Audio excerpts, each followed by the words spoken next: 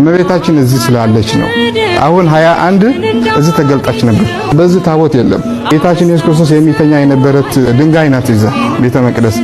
ጌታችን ተኝቶበት የነበረውን የድንጋይ መኝታ እንደ መንበር ተደርጎ በኮፕቲክ ቤተክርስቲያን ታሪክ ቅዳሴ ለመጀመሪያ ጊዜ የተከናወነበት መሆኑንም አጫወቱን። ከጌታችን ኢየሱስ ክርስቶስ የሚበልጥ ስም የለም። ራሱ መጥቶ ዘይት ደግሞ እያበለጨ አይነው ያለዚህ ያንጸባረቀ እንትን አልጠፋ። ምስክር ነው። እኔ እዚህ ስላለሁ ምንም አልጠፋ። የጌታችን ኢየሱስ ክርስቶስ ዘይት ምንም ጨርቂ እስካሁን አለ። ከግብጽ በበረከት ማለት ነው። ስንት ግራሞች አሉ። የመንፈስ በረከት የእመቤታችን ስፍራ ግን እዚህ ነው። እንኳን ደስ አላችሁ። እዚህ ስፍራ መምጣታችሁ ነው። በጣም ከእስራኤል ከሌላ ከስንት ቅዱሳን ቦታ ተታገራለ። እመቤታችን እዚህ ስላለች ነው። እዚህ ደግሞ ዕለት ታምራለ። ከ30 በላይ መነኮሳት ኢትዮጵያውያን እዚህ ነበሩ። ወደ ማርያም ቁስቋም እንኳን በደህና መጣችሁ።